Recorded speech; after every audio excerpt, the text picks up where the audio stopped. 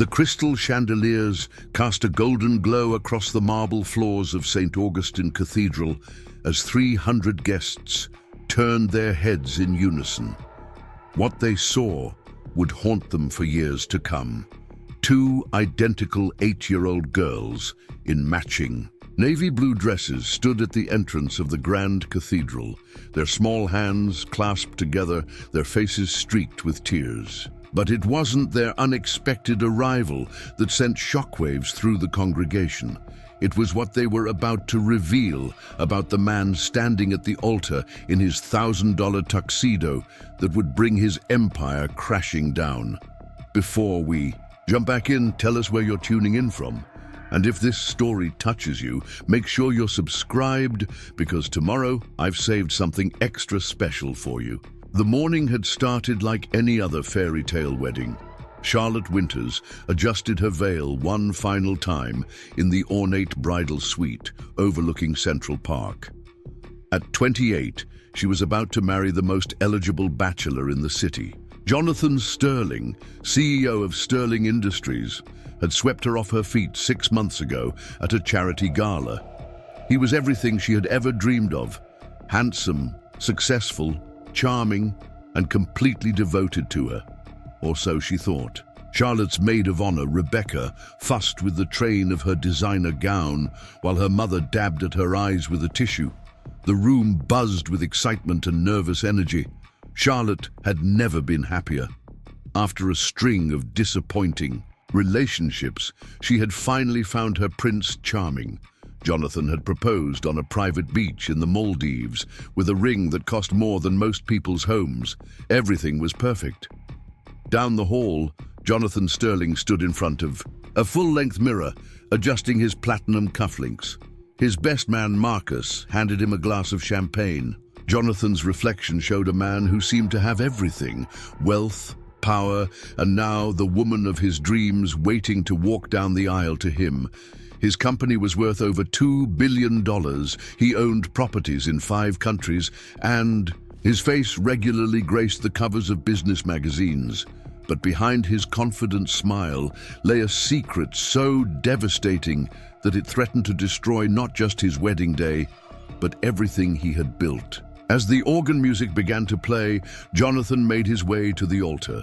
The cathedral was magnificent, with its soaring ceilings and stained glass windows depicting scenes of love and devotion. 500 of the city's elite filled the pews. Politicians, celebrities, business moguls, and socialites. The wedding had been dubbed the event of the decade by the society pages. Camera crews from 3 major networks waited outside, and the guest list read like a who's who of American aristocracy. Charlotte began her walk down the endless aisle, her father's arm steady beneath her trembling hand.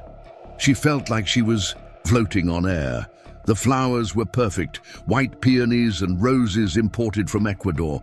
The music was ethereal, and there, waiting for her at the altar, was the man who had promised to love her forever.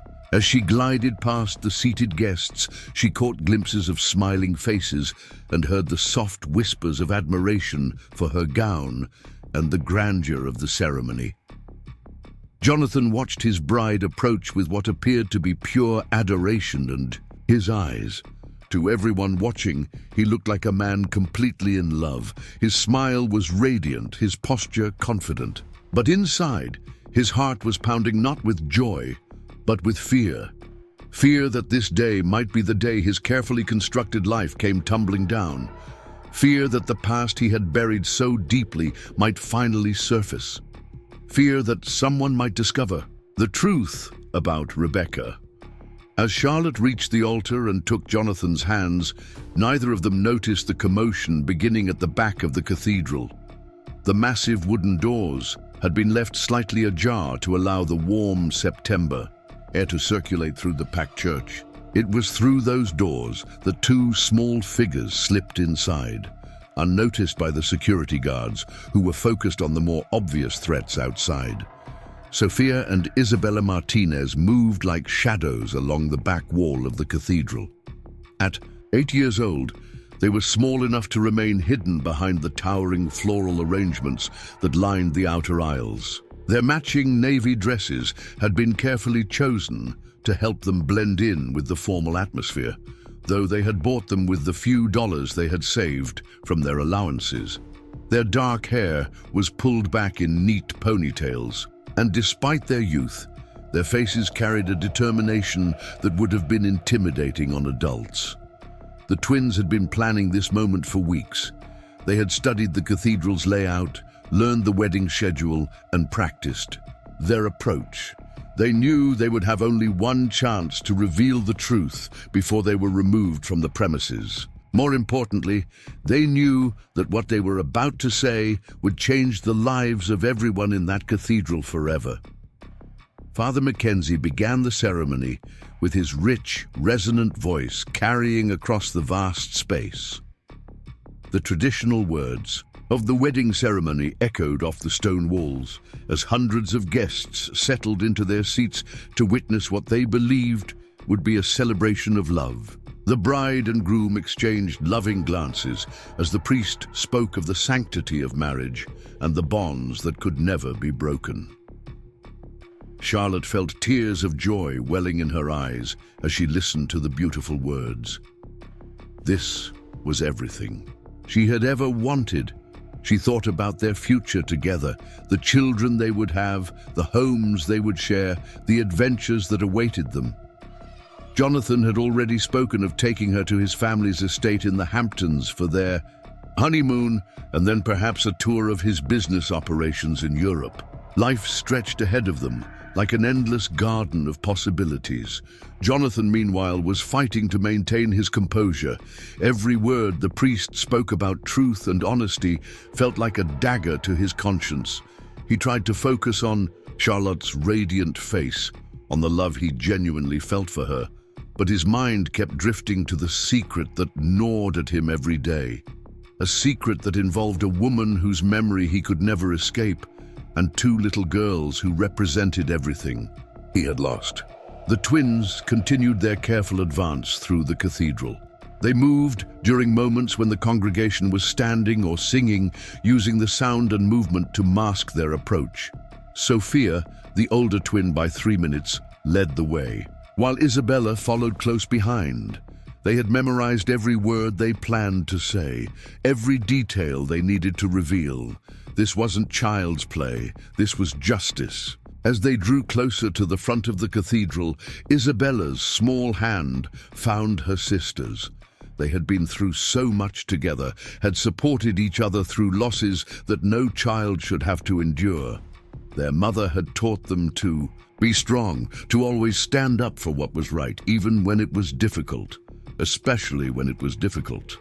Preparing and narrating this story took us a lot of time, so if you are enjoying it, subscribe to our channel. It means a lot to us. Now back to the story.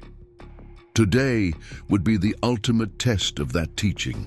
Father Mackenzie reached the portion of the ceremony where he asked if anyone had reason why the couple should not be wed.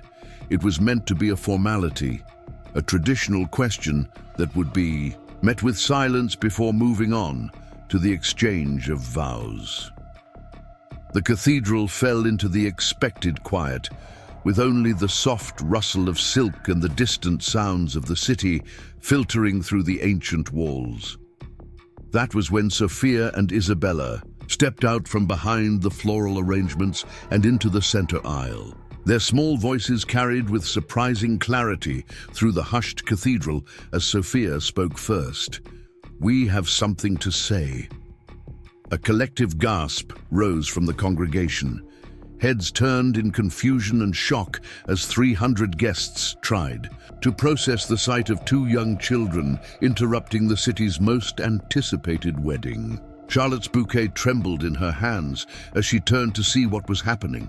Jonathan's face went pale as he recognized the two faces that had haunted his dreams for the past 2 years. Security guards began moving toward the twins, but Father Mackenzie raised his hand to stop them.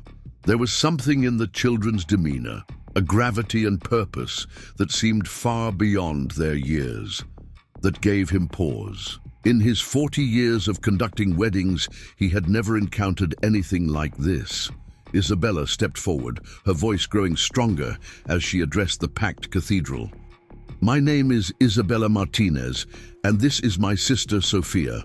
We came here today because the man standing at that altar has something to tell his bride, something about his first wife." The cathedral erupted in whispers and shocked murmurs. Charlotte's knees nearly buckled as she turned to stare at Jonathan. His first wife. Jonathan had told her he had never been married before. He had said she would be his one and only wife, the love of his life, his first and last commitment to marriage. Jonathan's mouth opened and closed, but no words came out. His carefully crafted facade was crumbling before his eyes as he stared at the two little girls who had just walked back into his life at the worst possible moment. These were the children he had tried so hard to forget, the living reminders of a chapter he had desperately wanted to close forever. Sophia took another step forward, her young voice carrying an authority that silenced the murmuring crowd. "Our mother was Elena Martinez. She was married to Jonathan Sterling for 3 years before she died. But he never told anyone about her, did you, Mr. Sterling?" The cathedral fell into complete silence. Charlotte felt the world spinning around her as she processed the words. Jonathan had been married before. Not only married, but married to someone who had died. And somehow, these two children were connected to that marriage. Her mind raced with questions and a growing sense of betrayal. Charlotte turned to face Jonathan, her voice barely a whisper, but carrying clearly in the silence. "Is this true?" Jonathan's hands shook as he reached out toward her. His voice cracked as he spoke. "Charlotte, I can explain. It's not what you think." But Sophia wasn't finished. Her small frame seemed to grow taller as she continued her revelation. "Our mama loved you so much, Mr. Sterling. She used to tell us stories about how you met, how you promised to take care of her forever. She kept all your pictures, all your letters, even when she got sick, even when the doctors said there wasn't much time left, she kept believing you would come back." Isabella's voice joined her sister's, the two of them speaking in unison now, their words carefully rehearsed but carrying the raw emotion of lived experience. "But you left, didn't you? When Mama got sick with cancer, when she needed you most, you just disappeared. You left our Mama to die alone while you went back to your fancy life." The accusations hit the cathedral like physical blows. Guests began standing, some in shock, others trying to get a better view of the unfolding drama. Camera phones appeared, despite the no photography policy, capturing what was quickly becoming the most spectacular wedding disaster in the city's history. Charlotte's bouquet fell from her numb fingers, the white roses scattering across the marble floor. She stared at Jonathan as if seeing him for the first time. The man she had fallen in love with, the man she had believed was perfect, was revealing himself to be someone entirely different. "You were married? Your wife died and you never told me?" Jonathan's composure finally cracked completely. Tears began streaming down his face as he looked between Charlotte and the twins. "Elena, she was everything to me. I loved her more than life itself. But when she got sick, when the treatments weren't working, I couldn't handle it. I couldn't watch her die." Sophia's young voice cut through his explanation like a knife. "So you left. You left your wife and her daughters to face death alone because it was too hard for you to watch." The crowd was now in complete uproar. Some guests were standing on pews to get a better view, others were heading for the exits, and still others were recording everything on their phones. The society wedding of the year had turned into a public humiliation of epic proportions. Charlotte pulled off her engagement ring and threw it at Jonathan's feet. The massive diamond skittered across the marble as she spoke, her voice growing stronger with each word. "You lied to me about everything. You told me you had never been married. You told me I was your first love. You built our entire relationship on lies. But Isabella wasn't finished with their story. There's more, she said, her voice cutting through Charlotte's anger. Mama didn't just die of cancer. She died in debt. All the medical bills, all the treatments that insurance wouldn't cover. She spent everything trying to stay alive for us. She sold her wedding ring, her car, everything she owned. Sophia continued the revelation that would complete their mother's vindication. And while Mama was selling everything to pay for her treatments, Mr. Sterling was buying million-dollar apartments and fancy cars. He had enough money to save her, to get her the best doctors, but he chose to abandon her instead. The twins reached into their small purses and pulled out a manila envelope. Isabella held it up for everyone to see. We have the marriage certificate. We have the medical bills Mama paid alone.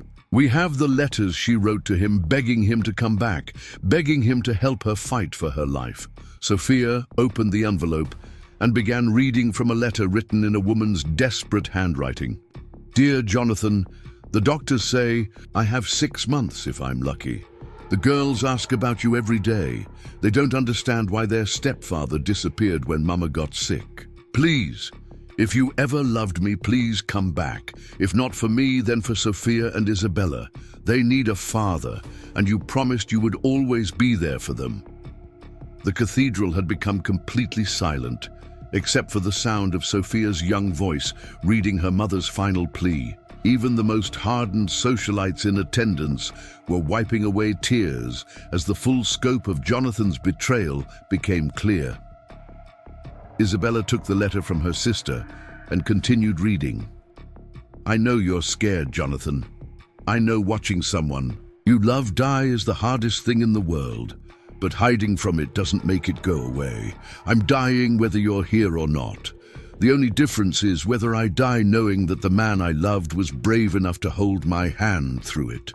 Charlotte was now sobbing openly, her perfect wedding dress stained with tears, as she listened to the words of a woman who had suffered unimaginably, while the man Charlotte thought she knew lived in luxury and denial. Sophia's voice grew even stronger as she read the final lines of the letter. If something happens to me, please take care of Sophia and Isabella. They are good girls, and they deserve a father who won't abandon them when life gets difficult. They deserve better than what you gave me. I pray that someday you'll find the courage to be the man I once believed you were. Oh, when the twins finished reading, the cathedral remained in stunned silence. Jonathan had collapsed into a chair, his head in his hands, his entire body shaking with sobs. The confident CEO who had walked into the cathedral that morning was gone, replaced by a broken man facing the consequences of his cowardice. Charlotte stepped away from the altar, her voice cold as ice as she addressed the man she had been about to marry. Elena was right. Her daughters do deserve better. They deserve better than a man who abandons people when they need him most. They deserve better than a coward who lies to cover up his shame. She turned to address the congregation, her voice carrying to every corner of the cathedral. There will be no wedding today. There will be no marriage to a man who built his proposal on the grave of his first wife's trust.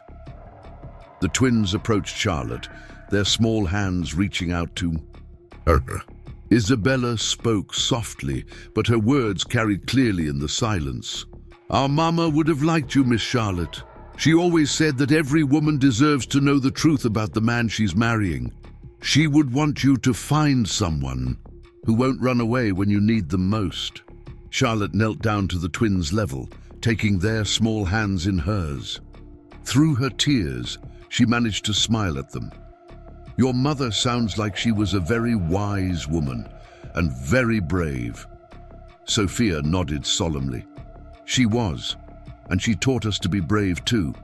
That's why we came here today. We couldn't let Mr. Sterling hurt another family the way he hurt ours. The cathedral began to empty as guests filed out in shocked silence. The media crews outside would have their story of the century, but inside the sacred walls, only the most important people remained.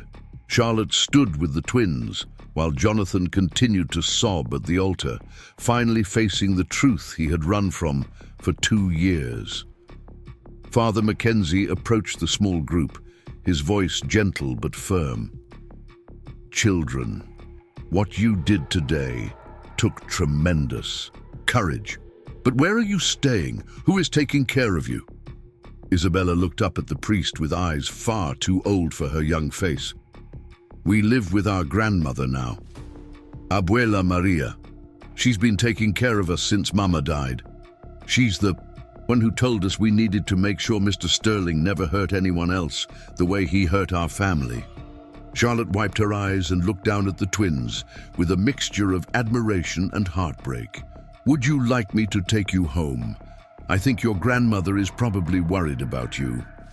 The twins nodded, and together, the three of them walked down the long aisle of the cathedral, leaving behind the ruins of what was supposed to be the perfect wedding. Behind them, Jonathan Sterling sat alone at the altar, surrounded by scattered rose petals and the pieces of his shattered reputation. As they reached the doors of the cathedral, Charlotte turned back one last time to look at the man she had almost married. Elena was right about one thing, Jonathan. Her daughters do deserve better, and so did she, so do I. The massive wooden doors closed behind them, with a resonance that seemed to echo through the entire city. Outside, the media frenzy was just beginning, but inside the cathedral, only silence remained, and the ghost of a woman named Elena Martinez, finally vindicated by the courage of her daughters. The story of the twins who crashed the CEO's wedding would be told and retold for years to come. But for Sofia and Isabella Martinez, it wasn't about creating a spectacle or destroying a powerful man's reputation. It was about honoring their mother's memory and ensuring that her truth was finally heard. In their young hearts, they had accomplished something that all the money and power in the world couldn't buy. They had given their mother justice. As Charlotte's limousine pulled away from the cathedral with the twins safely inside, heading toward a grandmother who had raised 2 little girls to be braver than the man who had abandoned them, the city's most anticipated wedding became its most unforgettable lesson in courage, truth, and the power of love that endures even beyond death. The golden afternoon light streamed through the limousine windows as Charlotte sat between Sofia and Isabella, still in her wedding dress, but no longer a bride. The silence in the car was comfortable now, a stark contrast to the chaos they had left behind at the cathedral. The twins sat quietly, their small hands folded in their laps, the weight of what they had accomplished settling over them like a blanket. Charlotte found herself studying their faces, seeing traces of strength and determination that reminded her of herself at their age.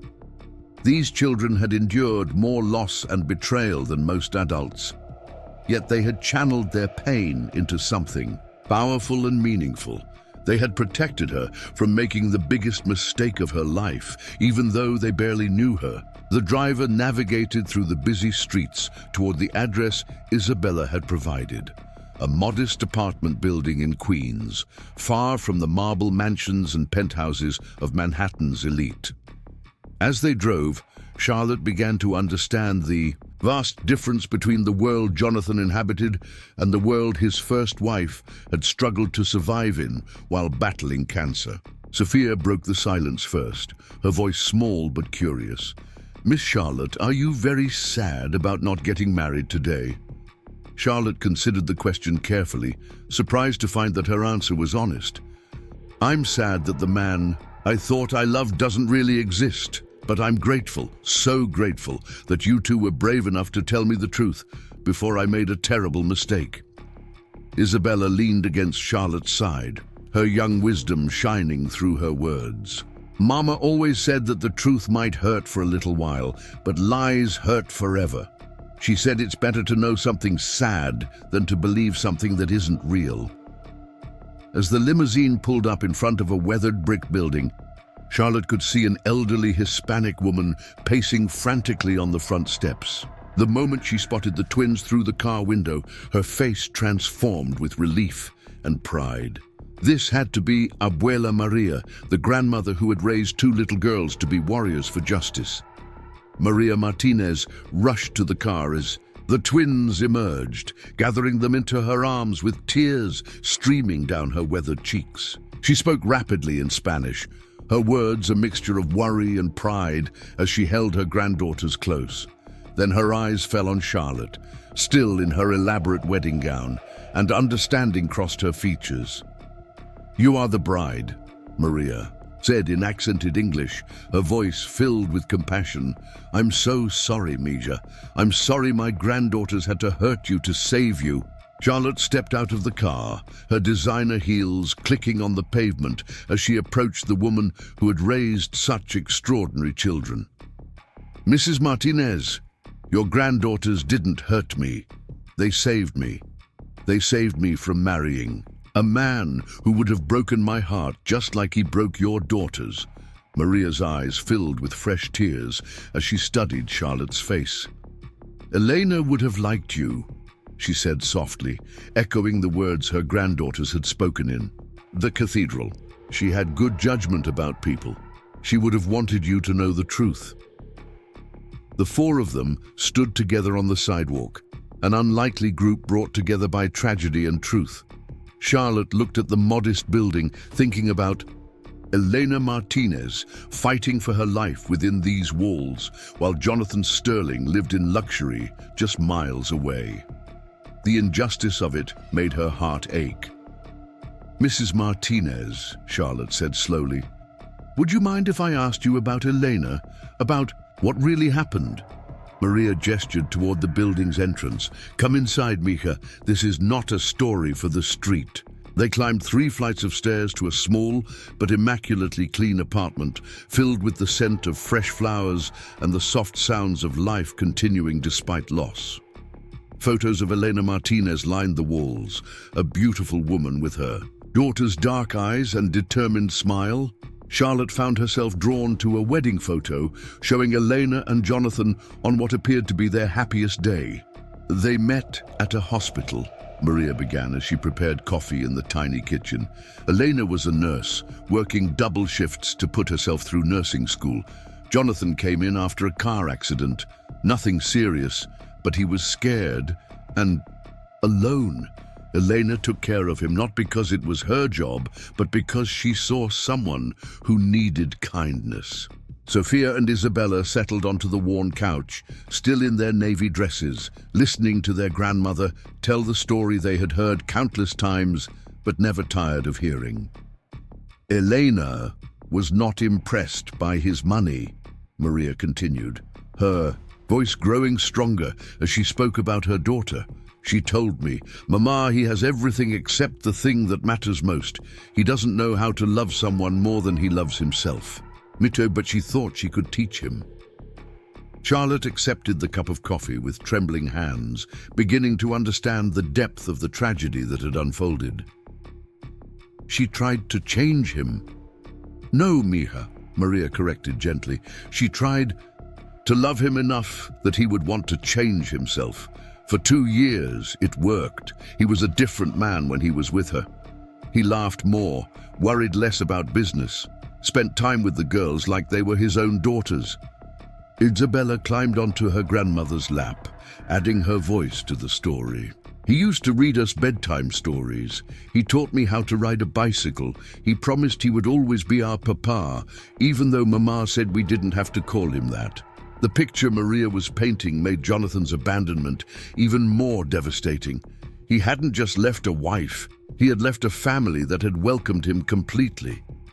"When did things change?" Charlotte asked, though she dreaded the answer.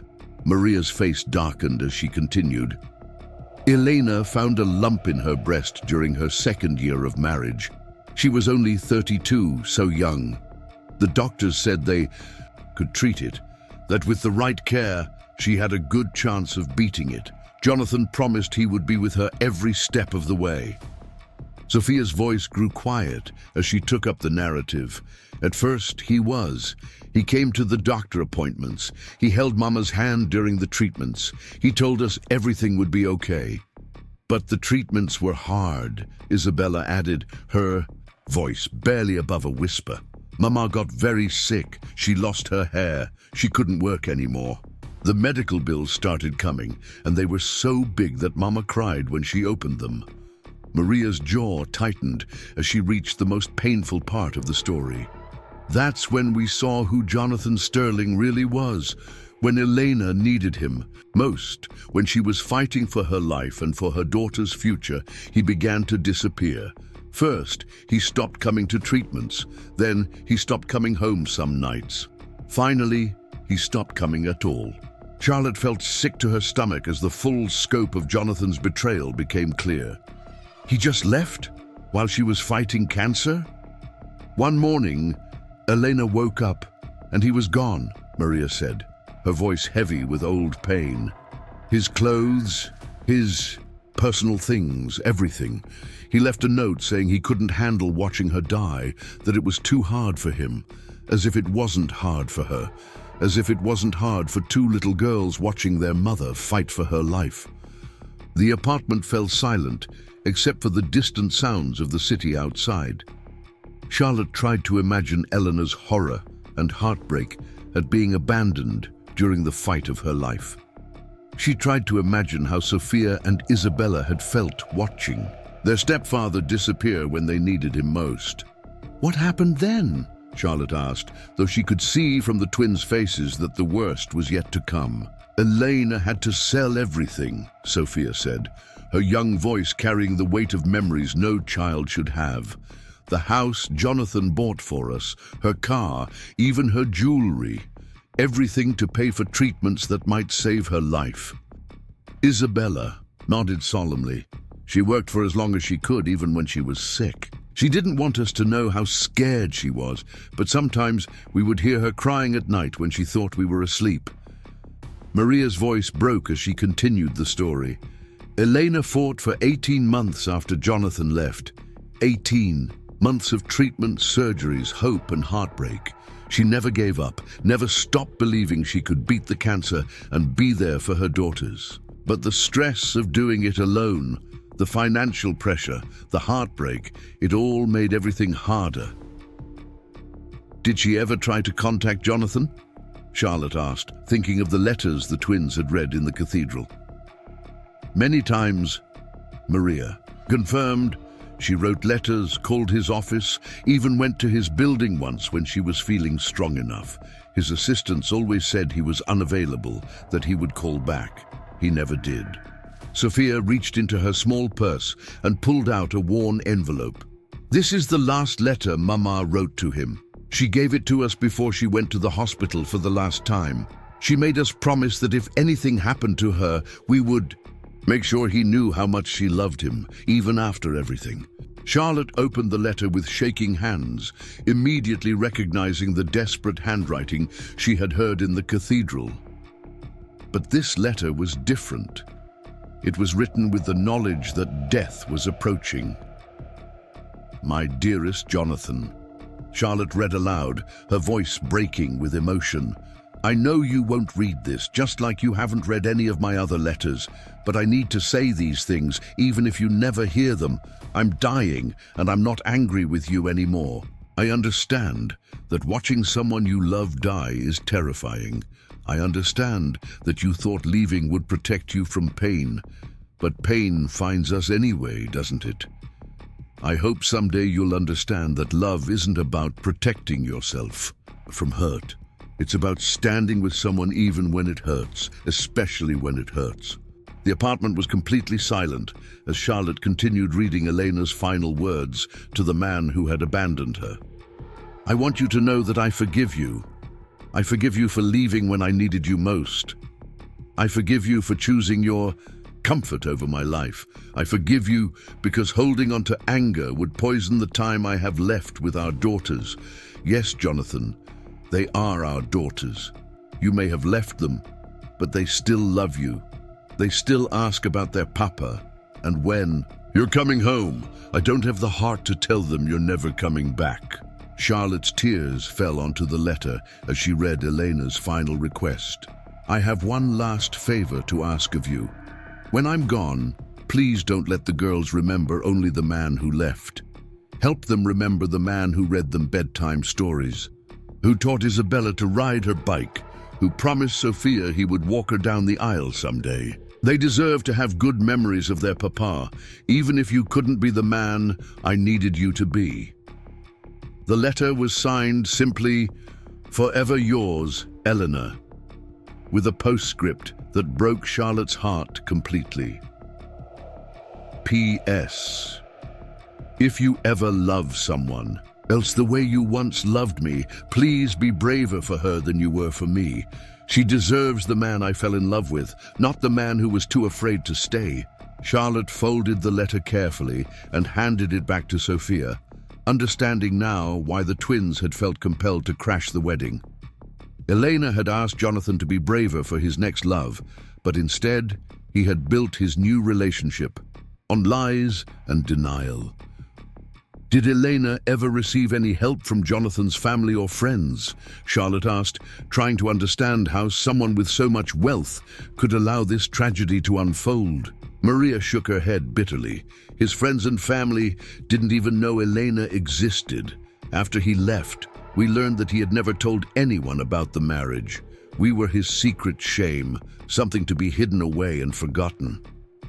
The full scope of Jonathan's deception became clear to Charlotte.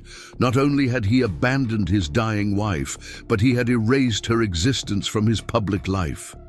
Elena Martinez had loved him, married him, and died believing she was his wife, while he lived as if she had never existed.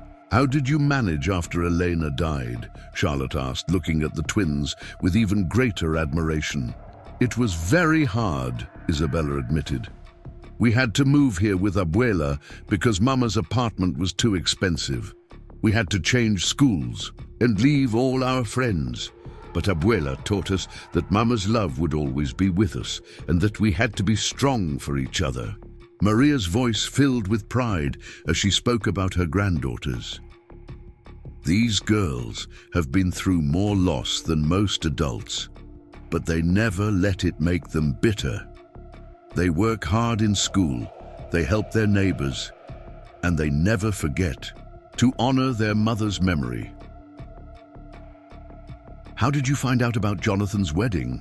Charlotte asked, still amazed by the twins' courage and planning. Sophia's eyes sparkled with determination as she explained. "We saw it in the newspaper.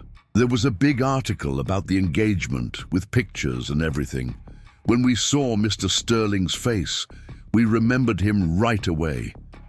And when we read that he was marrying someone new, someone who thought she was his first wife, we knew we had to do something." "Mama always said that secrets have a way of coming out eventually," Isabella added. "She said the truth wants to be free, and if you try to bury it, it just grows stronger underground until it breaks through." Charlotte marveled at the wisdom these children had inherited from their mother. Elena Martinez had clearly been an extraordinary woman who had raised extraordinary daughters, even while fighting for her life. "The planning took weeks," Sophia continued. "We had to figure out how to get to the cathedral, what to wear, what to say. Abuela helped us practice what we wanted to tell you about Mama." Maria nodded, her expression serious. "I was scared to let them go, but they convinced me that you deserved to know the truth before you made the same mistake Eleanor did, trusting a man who runs away when life gets difficult." Charlotte reached out and took both twins' hands in hers. "I cannot thank you enough for what you did today. You saved me from a lifetime of wondering when Jonathan would disappear again, because he would have, wouldn't he? The next time things got hard, the next time life demanded courage instead of comfort." The twins nodded solemnly, understanding far too much about human nature for children their age. As the afternoon light began to fade outside the apartment windows, Charlotte found herself reluctant to leave. These people, a grandmother and two little girls living in a modest apartment in Queens, had shown her more genuine love and protection in one afternoon than Jonathan had shown in 6 months of courtship. "Mrs. Martinez," Charlotte said carefully, "I know this might seem strange, but would you mind if I stayed in touch, if I visited sometimes? I feel like I knew Elena through her daughters, and I would like to honor her memory by being their friend." Maria's eyes filled with tears as she nodded. Eleanor would have wanted that. She always said that good people find each other, no matter how the world tries to keep them apart. As Charlotte prepared to leave, she turned to the twins one final time. "What you did today was the bravest thing I've ever seen. Your mother would be so proud of you." Sophia and Isabella exchanged a look, and Isabella spoke for both of them. "We know Mama's watching over us. Abuela says that when someone loves you as much as Mama loved us, that love doesn't disappear when they die. It just changes form and becomes the courage to do what's right." Charlotte hugged each of the twins, promising to return soon. As she made her way back downstairs, still in her wedding dress but no longer a bride, she felt something she hadn't expected to feel after such a devastating day. Hope. The truth had set her free, just as it had finally given Elena Martinez the justice she deserved. And in saving Charlotte from a marriage built on lies, two brave little girls had proven that love really could transcend death, transforming grief into courage and loss into justice. The golden September sunset painted the city in warm hues as Charlotte's limousine pulled away from the modest apartment building. Behind her, a grandmother and her granddaughters watched from their window, knowing they had honored Elena's memory in the most powerful way possible, by protecting another woman from the same heartbreak that had cost their beloved daughter and mother everything.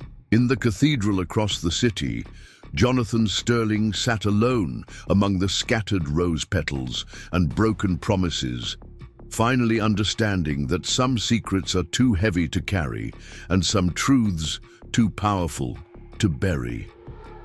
The two little girls who had crashed his wedding had given him something he had been running from for 2 years, the chance to face the man he had become, and perhaps to find the courage to become the man Elena had once believed he could be. But that would be his journey to make. For Charlotte, Sophia, Isabella, and Maria, the day had ended not with a wedding, but with something far more valuable: the triumph of truth over deception, courage over cowardice, and love over abandonment. Elena. The next morning dawned grey and overcast, matching the somber mood that had settled over the city after news of the Sterling wedding disaster spread through social media like wildfire. Every major news outlet was running the story, with headlines ranging from CEO's secret past exposed by twin girls to the wedding crash that revealed a billionaire's betrayal. Video footage from guests' phones had gone viral, showing the moment when two 8-year-old children brought down one of the most powerful men in the country with nothing but the truth. Charlotte woke up in her childhood bedroom at her parents' estate in Westchester, having fled there after leaving the Martinez family the previous evening. The wedding dress still hung on the closet door, a ghostly reminder of what should have been the happiest day of her life. Instead, she found herself staring at the ceiling, processing the magnitude of what had been revealed. Her phone had been buzzing constantly with calls from reporters, friends, and curious acquaintances, but she had turned it off hours ago, needing silence to think. Meanwhile, across the city in Queens, Sophia and Isabella Martinez were getting ready for school, as if nothing extraordinary had happened. They ate their breakfast of scrambled eggs and toast, while their grandmother Maria watched the morning news with a mixture of pride and worry. The story was everywhere, and with it came unwanted attention that she feared might disrupt the quiet life they had built since Elena's death. Jonathan Sterling hadn't slept at all. He sat in his penthouse office overlooking Central Park, the same park where Charlotte had gotten ready for their wedding just 24 hours earlier. The irony wasn't lost on him. His team of lawyers and public relations specialists had been working through the night, trying to manage the fallout from what they were calling the incident. Oh, but Jonathan knew that no amount of spin could undo what had been revealed in that cathedral. The business world was already reacting to the scandal. Sterling Industries stock had plummeted in after-hours trading as investors questioned the integrity of a CEO who could abandon his dying wife. Board members were calling emergency meetings, and Jonathan's carefully cultivated image as a visionary leader was crumbling faster than he could have imagined. Rebecca, Charlotte's former maid of honor, arrived at the Westchester estate early. That morning, armed with coffee and pastries from Charlotte's favorite bakery, she found her best friend sitting in the garden, still wearing the silk pajamas she had changed into the night before, staring blankly at the roses that had been planted, in preparation for what should have been a post-wedding brunch. How are you holding up? Rebecca asked gently, settling into the wrought iron chair beside Charlotte. Charlotte turned to her friend with eyes that showed exhaustion, but also something unexpected: relief. I keep thinking I should be devastated, she said slowly. I should be crying, or angry, or heartbroken, but mostly I just feel grateful. Grateful that those brave little girls saved me from making the biggest mistake of my life. Rebecca studied her friend's face carefully. You mean that, don't you? You're actually glad this happened. I am, Charlotte confirmed, surprising herself with the certainty in her voice. I've been thinking about it all night, and I realized that everything I loved about Jonathan was probably an illusion.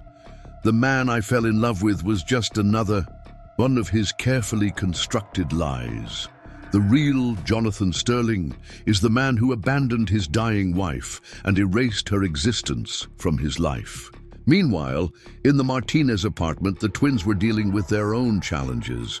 News vans had gathered outside their building, and reporters were trying to interview anyone who would talk about the children who had brought down a billionaire. Maria had instructed the girls to go to school through the back entrance and to say nothing to anyone about what had happened. But at PS 154 in Queens, word had already spread. The twins found themselves surrounded by classmates who had seen their faces on the morning news. Some of the children looked at them with awe, others with confusion, and a few with the kind of curiosity that made Sophia and Isabella uncomfortable. Their teacher, Mrs. Rodriguez, called them to her desk before class began. She was a kind woman who had known the girls since they enrolled after their mother's death, and she had watched them struggle with grief while maintaining their dignity and strength.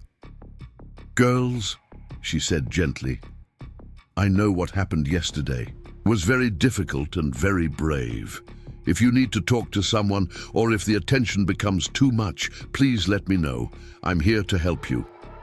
Sophia looked up at her teacher with the same determination she had shown in the cathedral. We're okay, Mrs. Rodriguez. We did what Mama would have wanted us to do.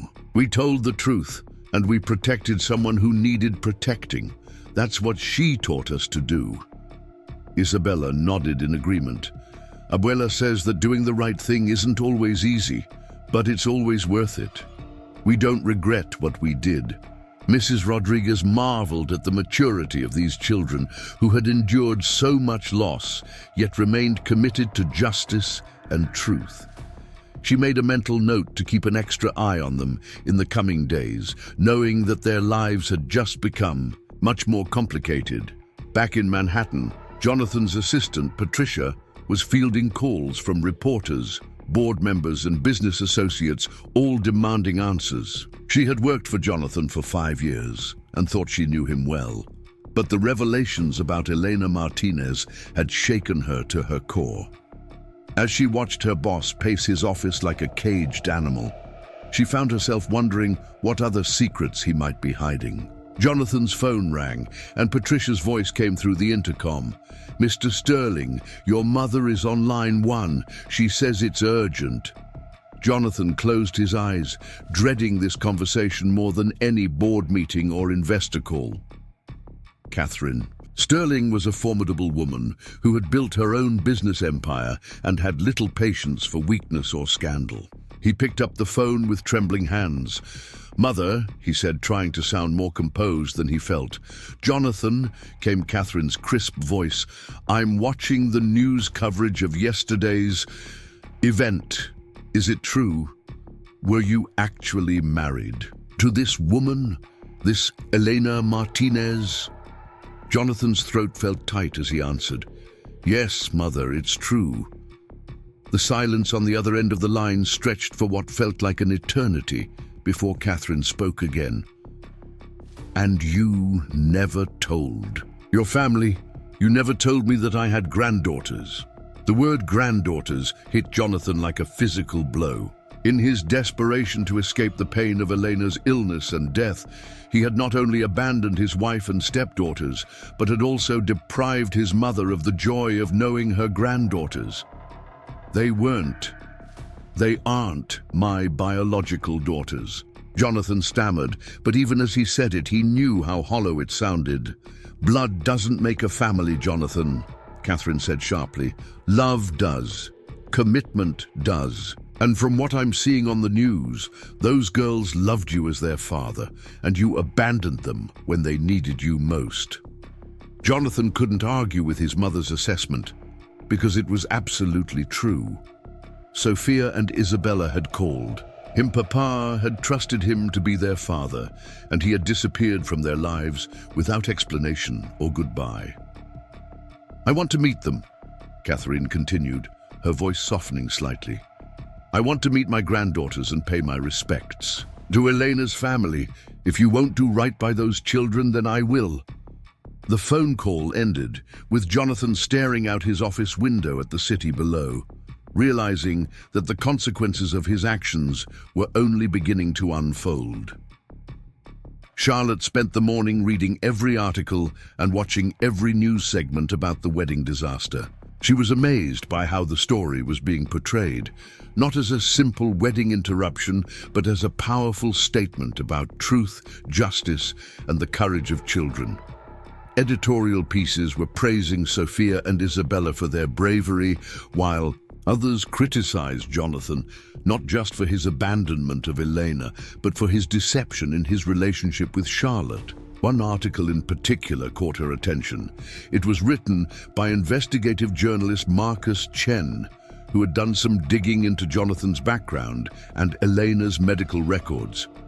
The piece revealed that Elena's cancer treatments had cost over $300,000, money she had struggled to pay, while Jonathan's net worth was estimated at over $50 million during the same period. The article also revealed that Elena had died not just from cancer, but from complications related to stress and malnutrition. The doctor quoted in the piece suggested that with proper support, both emotional and financial, Elena might have had a much better chance of survival. Jonathan's abandonment hadn't just been cruel, it might have been fatal. Charlotte felt sick as she read this information. The woman whose place she was meant to take had literally died from the stress of being abandoned by the man who had promised to love her in sickness and in health. It made her own escape from that marriage feel even more crucial. Her phone finally buzzed with a call she was willing to take. It was from Maria Martinez. "Mrs. Martinez," Charlotte answered immediately. "How are you? How are the girls?" "We are managing, mija." Maria's voice came through with its characteristic warmth, despite the circumstances. "But I'm calling because something has happened. Jonathan Sterling's mother contacted us this morning." Charlotte sat up straighter. "Catherine Sterling called you?" "Yes," Maria confirmed. "She wants to meet the girls. She says she didn't know about Elena or about her granddaughters. She wants to come to our home this afternoon." Charlotte felt a wave of protectiveness wash over her. Are you comfortable with that? Do you want me to be there?" There was a pause before Maria answered, "The girls asked if you could come. They feel safe with you, and I think having you here might help. This woman, she sounds very powerful." "I'll be there," Charlotte promised without hesitation. "What time?" 3 o'clock. "And Charlotte, thank you. You don't owe us anything, but you're treating us like family. Elena would have loved you for that." After hanging up, Charlotte realized that her entire life had changed in the span of 24 hours. Yesterday morning, she had been preparing to marry into one of the most prominent families in the city. Today, she was preparing to protect 2 little girls from that same family's potential interference in their lives. At exactly 3 o'clock, a black town car pulled up in front of the Martinez apartment building. Catherine Sterling emerged from the vehicle like a force of nature, an elegantly dressed woman in her 70s, with silver hair pulled back in a perfect chignon and an expression that suggested she was accustomed to getting her way in all situations. She was accompanied by a younger man in an expensive suit who appeared to be some kind of assistant or lawyer. The sight of them climbing the stairs to the modest apartment building created quite a stir among the neighbors, many of whom recognized Catherine Sterling from her frequent appearances in the society pages. Charlotte had arrived an hour earlier and was sitting in the living room with Sophia, Isabella, and Maria when the knock came at the door. The twins, who had shown such remarkable courage in the cathedral, suddenly seemed very young and vulnerable as they faced the prospect of meeting their estranged stepfather's mother. Maria opened the door to reveal Catherine Sterling in all her imposing presence. For a moment, the 2 women studied each other, one representing the world of wealth and privilege, the other representing resilience and dignity in the face of hardship. "Mrs. Martinez," Catherine said, her voice more gentle than Charlotte had expected. "I'm Catherine Sterling. Thank you for allowing me to come." "Please, come in," Maria replied with careful politeness. Catherine entered the small apartment, her eyes immediately finding the photographs of Elena that lined the walls. She stopped in front of the wedding photo, studying the image of her son with a woman she had never known existed. "She was beautiful," Catherine said softly, and there was genuine sadness in her voice. Then her gaze fell on Sophia and Isabella, who stood close together near the couch, their small hands clasped tightly. Catherine's composure cracked slightly as she looked at them, seeing traces of Jonathan in their features despite the lack of blood relation. "You must be Sophia and Isabella," she said, kneeling down to their level. I'm Jonathan's mother." Isabella, always the braver of the 2 in social situations, spoke first. "We know who you are. We saw you in pictures at Papa's office sometimes." The word Papa clearly affected Catherine deeply. Her eyes filled with tears as she realized that these children had considered her son their father, and she had never even known they existed. "I'm so sorry," Catherine said, her voice breaking. "I'm so sorry that I didn't know about you, about your mother. If I had known." "Would you have helped, Mama?" Sophia asked with the directness that only children possess. Catherine's tears began to flow freely. "Yes, sweetheart. If I had known your mama was sick, if I had known about you girls, I would have made sure you had everything you needed." Charlotte watched this exchange with a mixture of emotions. She could see that Catherine's grief and regret were genuine, but she also knew that good intentions now couldn't undo the damage that had been done. "Why didn't Papa tell you about us?" Isabella asked, her young voice carrying a pain that shouldn't exist in someone so small. Catherine looked at Maria and then at Charlotte before answering. "I think Papa was scared. I think he loved your Mama and you girls so much that when Mama got sick, it frightened him. Sometimes when people are scared, they make very bad choices. Sophia's response was matter-of-fact and devastating. Mama was scared too, but she didn't run away. She stayed and fought until she couldn't fight anymore. The simple truth of an 8-year-old's observation hung in the air like an indictment.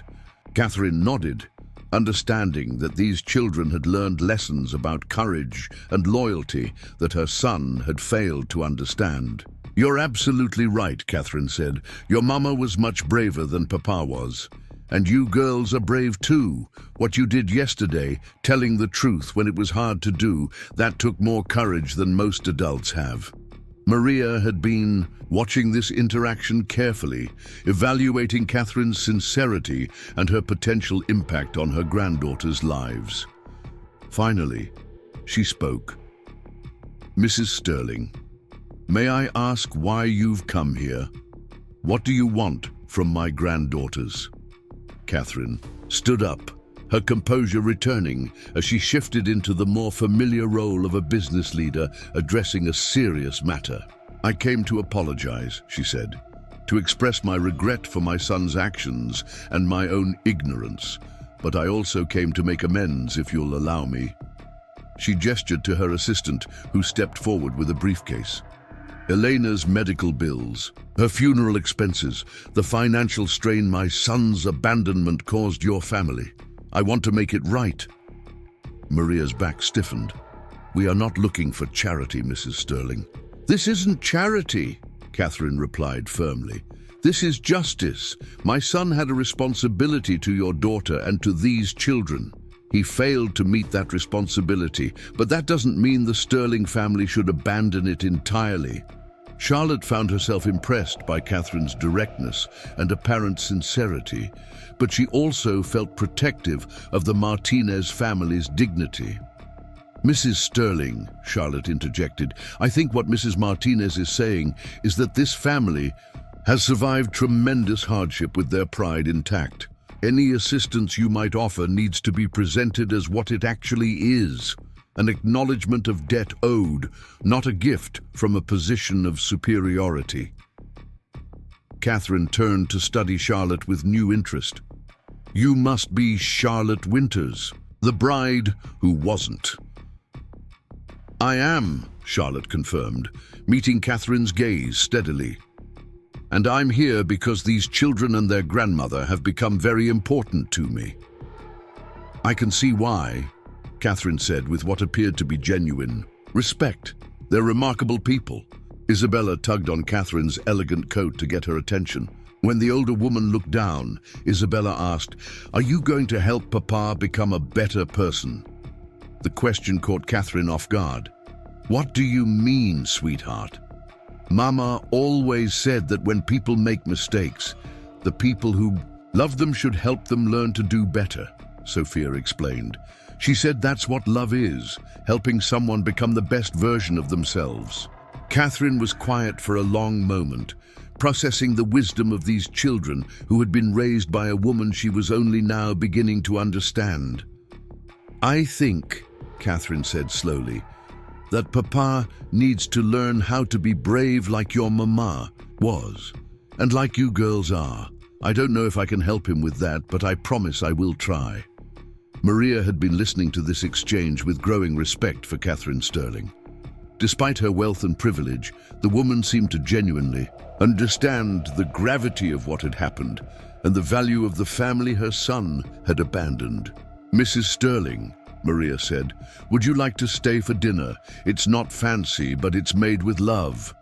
If you truly want to know Elena and understand what Jonathan lost, then you should know how this family lives." Catherine's eyes brightened with what appeared to be genuine pleasure. "I would be honored, Mrs. Martinez." As Maria began preparing dinner with Charlotte's help, Catherine sat with the twins in the living room, listening as they told her stories about their mother. They showed her Elena's photographs, her nursing certificates, and the journal she had kept during her illness. With each story, Catherine's understanding of her son's betrayal deepened. The girls told her about Elena's dream of becoming a nurse, A practitioner, how she had worked double shifts to pay for her education while also caring for them. They described her laughter, her strength, and her unwavering belief that love could overcome any obstacle. They also told her about the man Jonathan had been during the good times, the stepfather who had read them bedtime stories and taught them to ride bicycles. He wasn't always bad, Isabella said, with the forgiveness that seems to come naturally to children. He was a good papa for a while. Mama said that sometimes good people make bad choices, but that doesn't mean they can't make good choices again. Catherine found herself marveling at the grace and wisdom of these children. They had every reason to hate Jonathan, to want revenge or justice in its harshest form. Instead, they seemed to hope for his redemption almost as much as they mourned their mother's loss. During dinner, the conversation turned to practical matters. Catherine learned about the girls' schooling, their dreams for the future, and the challenges Maria faced as a single grandmother, raising 2 children on a limited income. "Sophia wants to be a doctor," Maria said with pride. "She says she wants to help sick people the way the doctors tried to help her mama. And Isabella wants to be a teacher," Sophia added. "She likes helping people learn things." Catherine nodded thoughtfully. "Those are wonderful goals. Have you thought about how you'll pay for college?" "We'll work hard and get scholarships," Isabella said with confidence. "Abuela says that if we do our best in school, opportunities will come." "I'm sure they will," Catherine agreed, "but I'd like to help ensure that money never becomes an obstacle to your education." Elena was working toward becoming a nurse practitioner when she died. "I think she would want her daughters to have every opportunity to pursue their dreams." Maria looked skeptical. "Mrs. Sterling, we appreciate the thought, but we've managed on our own so far. And you've done an incredible job," Catherine acknowledged. But Elena was family. These girls were Jonathan's daughters in every way that mattered. That makes them my granddaughters, and grandmothers are supposed to help with things like education. Charlotte watched this exchange with growing admiration for Catherine Sterling. The woman was navigating a delicate situation with sensitivity and respect, offering help without condescension. "What if," Charlotte suggested, "we set up educational trusts for both girls? Not as charity, but as what should have been provided. All along, Elena's daughters deserved the same opportunities that any Sterling family children would receive." Catherine's face lit up. "That's perfect. And I'd like to establish a scholarship fund in Elena's name for nursing students facing financial hardship. She should be remembered for her dedication to helping others." Sophia and Isabella exchanged a look, and Sophia spoke for both of them. "Mama would like that. She always said that the best way to honor someone's memory is to help other people the way they would have helped." As the evening progressed, Charlotte found herself thinking about the strange turn her life had taken. 24 hours ago, she had been preparing to marry into wealth and privilege.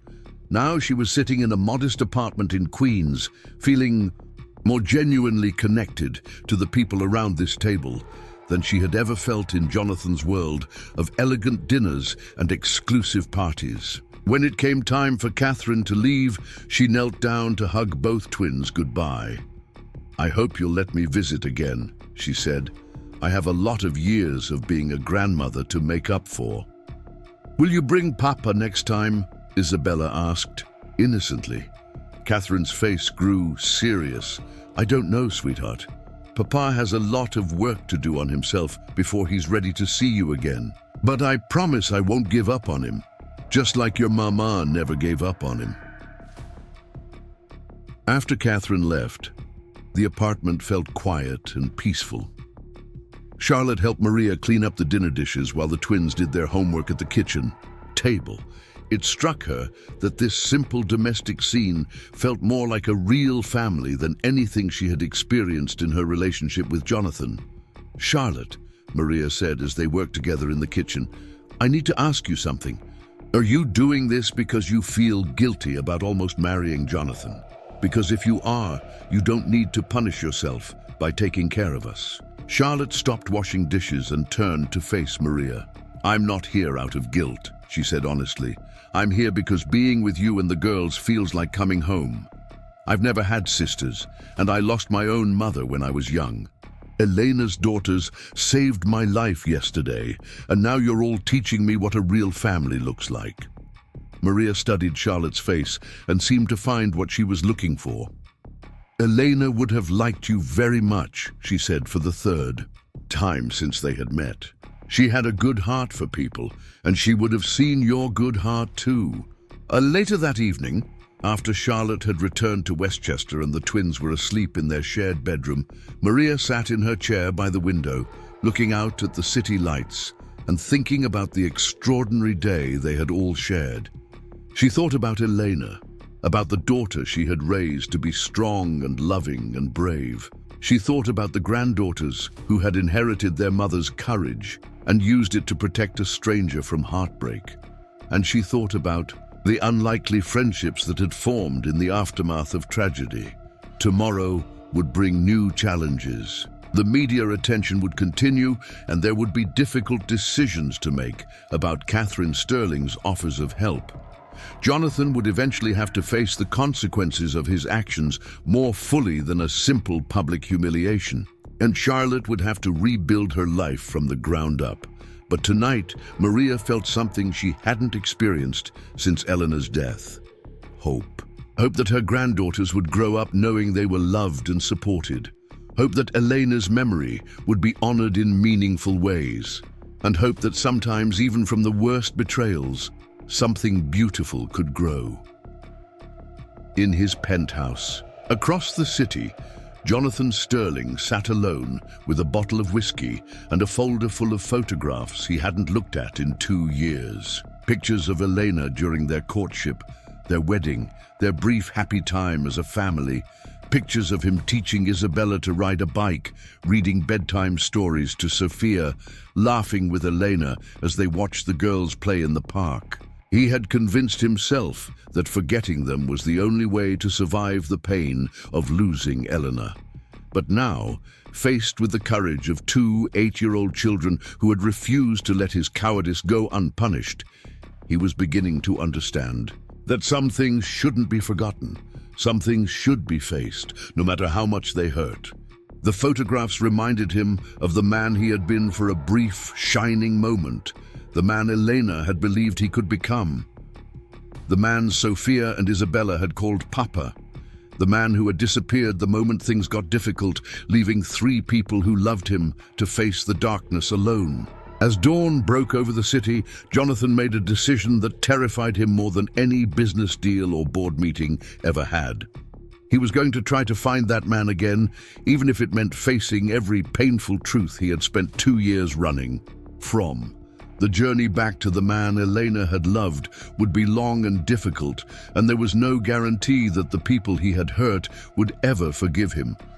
But he owed it to Elena's memory, to Sophia and Isabella's courage, and to the man he had once been to try. The wedding that never was had ended one chapter of all their lives, but perhaps if Jonathan could find the courage Eleanor had always believed he possessed, it might be the beginning of something better for all of them. 3 months had passed since the wedding that shook the city, and autumn had painted Queens in shades of gold and crimson. The Martinez apartment had undergone subtle changes. New curtains courtesy of Catherine Sterling's thoughtful gifts, fresh flowers that Charlotte brought every week, and photographs that now included new faces alongside Elena's memory. Jonathan Sterling stood outside the familiar brick building, his hands trembling as he held a small, wrapped package. After months of therapy, soul-searching, and what his therapist called accountability work, he had finally found the courage to take this step. He had written dozens of letters to Maria, Sophia, and Isabella, but had never sent them, knowing that words on paper could never adequately express the magnitude of his regret. The man who climbed those 3 flights of stairs was different from the one who had fled his responsibilities 2 years earlier.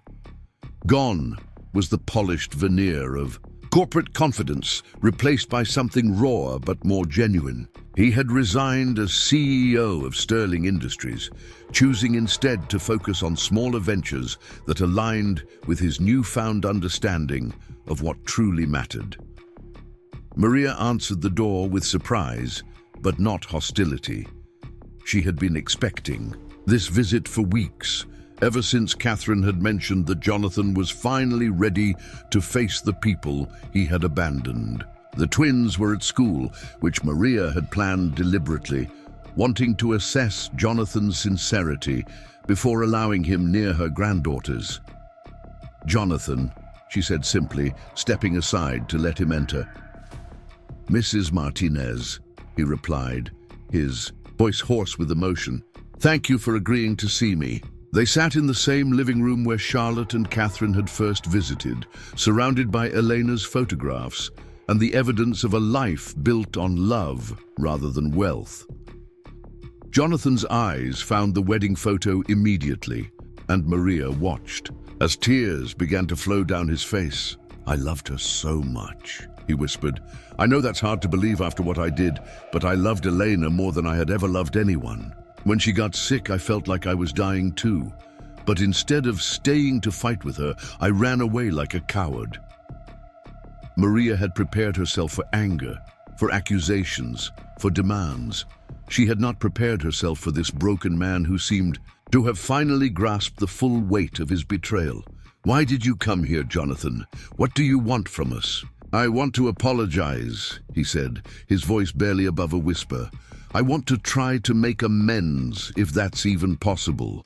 And I want to ask your permission to be part of Sophia and Isabella's lives again, if they'll have me." Maria studied his face carefully, looking for signs of the man who had abandoned her daughter. Instead, she saw someone who appeared to have been broken down and rebuilt from the foundation up. "The girls have been doing well. They're happy, they're healthy. They're succeeding in school. Are you here because you want what's best for them, or because you want to feel better about yourself?" It was a fair question, and Jonathan took several moments to consider his answer. "I think it started as wanting to feel better about myself," he admitted. "But through therapy, I've come to understand that this isn't about me. Elena asked me to take care of Sophia and Isabella, and I failed her completely. I can't bring her back, but maybe I can still honor her wishes." Before Maria could respond, they heard footsteps on the stairs outside, followed by the familiar voices of the twins returning from school. Jonathan's entire body tensed as he heard Isabella's laughter and Sophia's voice explaining something about their science project. The door opened, and both girls stopped dead when they saw Jonathan sitting in their living room. For a moment, no one spoke. Then Isabella dropped her backpack and ran toward him, stopping just short of reaching him, as if suddenly remembering the pain of his previous departure. "Papa?" she said uncertainly, the word carrying 2 years of confusion and hurt. Sophia remained by the door, her arms crossed, studying Jonathan with the same intensity she had shown in the cathedral. "Why are you here?" she asked directly. Jonathan knelt down to Isabella's level, his voice gentle but weighted with regret. "I'm here because I made terrible mistakes, and I wanted to apologize to you and your sister. I wanted to tell you how sorry I am for leaving when you needed me most." Isabella's eyes filled with tears.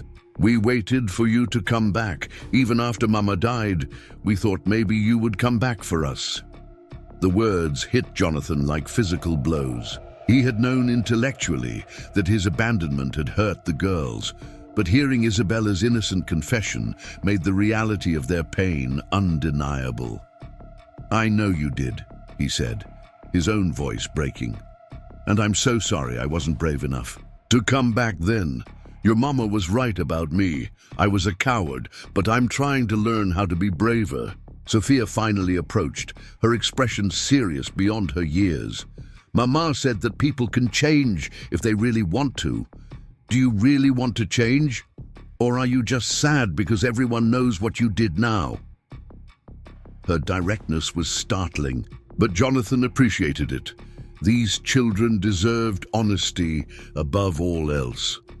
Both, he admitted. I'm sad that everyone knows because I'm ashamed of what I did, but I also really want to change. I want to become the man your mama believed I could be. Maria watched this interaction carefully, seeing her granddaughter's natural inclination to forgive warring with their learned caution. They had been hurt before by this man's promises, and they were old enough now to be wary. "What if you get scared again?" Isabella asked. "What if something bad happens and you run away?" Jonathan reached into his jacket and pulled out the small package he had brought. "I brought something for you both, something that belonged to your mama." He unwrapped the package to reveal Elena's engagement ring, the one she had been forced to sell to pay for medical treatments.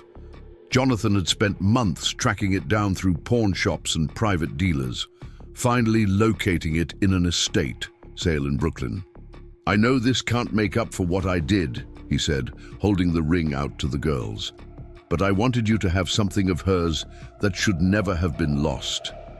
Sophia took the ring with trembling hands, recognizing it immediately from photographs. This was Mama's favorite ring. She cried when she had to sell it. "I know," Jonathan said quietly, "and I should have been there to make sure she never had to sell it. I should have been there for all of it." Isabella suddenly threw her arms around Jonathan, her small body shaking with sobs. "I missed you. Papa, even when I was angry, I missed you." Jonathan held her carefully, as if afraid she might disappear. Over Isabella's head, he met Sophia's eyes, seeing a mixture of hope and wariness that reminded him painfully of Eleanor. "Can you forgive me?" he asked both girls. Sophia considered the question with her characteristic seriousness. "Mama taught us that forgiveness doesn't mean forgetting, and it doesn't mean everything goes back to the way it was. It means choosing, to let go of anger so it doesn't poison your heart." "So yes," Isabella added, still clinging to Jonathan, "we forgive you, but you have to promise never to leave us again, even if scary things happen." Jonathan's voice was thick with emotion. As he made a promise, he prayed he would have the strength to keep. "I promise, whatever happens, I will never abandon you again." Maria had been observing this reunion with mixed feelings. She could see that Jonathan's remorse was genuine and that the girls still loved him despite everything. But she also remembered the devastation his previous departure had caused, and she was determined to protect her granddaughters from experiencing that pain again. "Jonathan," she said firmly, "if you're going to be part of their lives again, there need to be rules. You don't get to waltz back in and disrupt the stability we've built. You earn your place here slowly, and you prove that you can be trusted." "Of course," Jonathan agreed immediately. "Whatever conditions you set, I'll meet them. I know I have to earn the right to be their father again." Over the following weeks, Jonathan began the slow process of rebuilding his relationship with Sophia and Isabella. He started by attending their school events, cheering from the sidelines as Sophia excelled in her science fair and Isabella performed in the school play. He helped with homework, took them to museums, and listened to their dreams about the future. Charlotte had become a regular fixture in their lives as well, and she watched Jonathan's transformation with cautious optimism. The man who was slowly emerging from the ashes of his former self was someone she could respect, even if she could never trust him romantically again. "He's different," she told Maria one evening as they watched Jonathan help the twins with a school project. "I can see why Elena fell in love with him." "Yes," Maria agreed, "but being lovable isn't enough. He needs to prove he can stay lovable even when things get difficult." That test came sooner than anyone expected. Sophia had been complaining of headaches and fatigue for several weeks, symptoms that Maria initially attributed to the stress of Jonathan's return and the approaching school year's end. But when Sophia collapsed at school one afternoon, the emergency room visit revealed every parent's worst nightmare. The doctor's words seemed to echo in the sterile hospital hallway. We found some abnormalities in Sophia's blood work. We need to run more tests, but we're concerned about the possibility of leukemia. Jonathan felt the familiar panic rising. In his chest, the same terror that had driven him away from Elena's bedside 2 years earlier. For a moment, he found himself calculating escape routes, thinking about how he could distance himself from this new medical crisis. But then he looked at Isabella's terrified face and Maria's determined expression, and he remembered his promise. More importantly, he remembered Elena's courage during her own battle and the strength these children had shown in facing their mother's death. Instead of running, Jonathan stepped forward.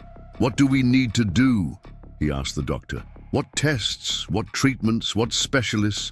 Whatever Sophia needs, she'll have it." The next few days passed in a blur of medical appointments, second opinions, and the kind of waiting that tests every parent's faith. Jonathan never left the hospital, sleeping in uncomfortable chairs and surviving on vending machine coffee. When Isabella cried from fear and exhaustion, he held her. When Maria's strength finally cracked under the weight of potentially losing another family member to illness, he comforted her. Charlotte arrived at the hospital to find Jonathan in the pediatric ward playroom, sitting on a tiny chair while Sophia taught him how to play a card game she had learned from the other children. Receiving treatment. "How is she?" Charlotte asked quietly. "Scared," Jonathan admitted, "but braver than I am. She told me yesterday that she wasn't afraid of being sick because she remembered how strong her mama was when she was sick. She said if Mama could be brave, then she could be brave too." Charlotte watched Sophia carefully explain the rules of the game to Jonathan, noting how his attention never wavered from his stepdaughter's face. This was not the man who had run from Elena's bedside. This was someone who had learned that love meant staying, especially when staying was difficult. "The test results come back tomorrow," Jonathan continued. "If it's what they think it is, she'll need months of treatment, chemotherapy, possible hospitalization, all the things that—" He couldn't finish the sentence. "All the things that Elena went through," Charlotte finished gently. "Yes, and I'm terrified, but I'm not running. I can't promise I won't be scared, but I can promise I'll be here." The next morning, Dr. Rebecca Lawson called the family into her office with news that would change everything. "The additional tests have ruled out leukemia," she announced, and the collective exhale of relief was audible. "Sophia has a severe vitamin deficiency that's been mimicking more serious symptoms. With proper supplementation and nutrition, she should make a full recovery." Jonathan's legs gave out, and he sank into the nearest chair as the magnitude of their fortune hit him. Sophia was going to be okay. He hadn't lost another person he loved to illness. And more importantly, he hadn't run away when faced with that possibility. Sophia, practical as always, had questions about her treatment plan and how quickly she would start feeling better. Isabella wanted to know if this meant Sophia could still try out for the school soccer team. Maria wept quietly with relief, and Charlotte found herself marveling at how this makeshift family had supported each other through the crisis. As they prepared to leave the hospital, Sophia took Jonathan's hand. "Papa," she said seriously, "were you scared that I might die like Mama did?" Jonathan knelt down to her level, choosing honesty over comfort. "Yes, sweetheart, I was terrified. But you know what I learned? Being scared is okay. Running away because you're scared is not okay.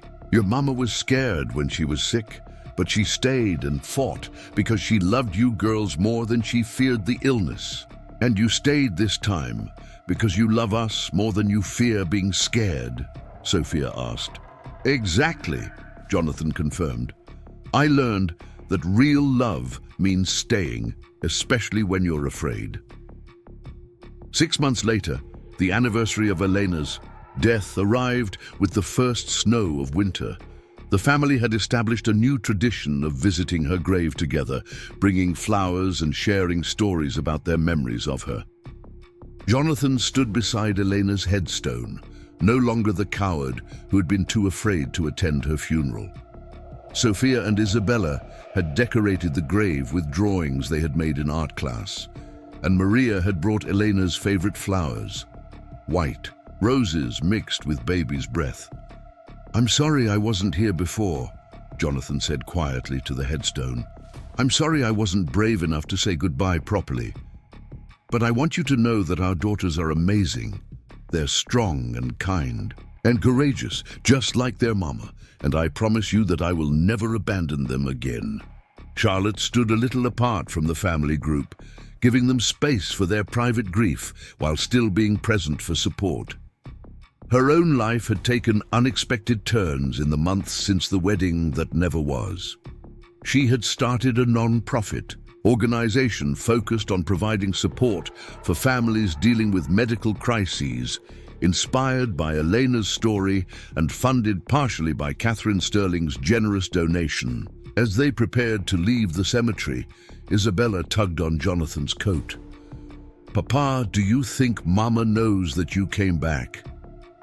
Jonathan looked at the grave where Elena's body rested, then at the two remarkable children she had raised, and finally, at the extended family that had formed in the wake of tragedy and redemption. "I think she knows," he said, "and I think she's proud of all of us for learning how to be a family." 2 years after twin girls crashed a billionaire's wedding to reveal the truth about his first wife, that same billionaire was learning to be a father again. Not the wealthy, powerful CEO who had once fled from difficulty, but a man who had discovered that real strength came from staying when staying was hard, and that real love meant choosing courage over comfort. The story that had begun with devastating revelations in a cathedral had become something none of them could have predicted, a tale of redemption, forgiveness, and the kind of family that chooses to stay together not because they have to, but because they want to. Elena Martinez had asked Jonathan to take care of her daughters, and though he had failed her initially, he was finally fulfilling that promise. And in learning to be the father Sophia and Isabella deserved, he had become the man Elena had always believed he could be. Up next, you've got 2 more standout stories right on your screen. If this one hit the mark, you won't want to pass these up. Just click and check them out.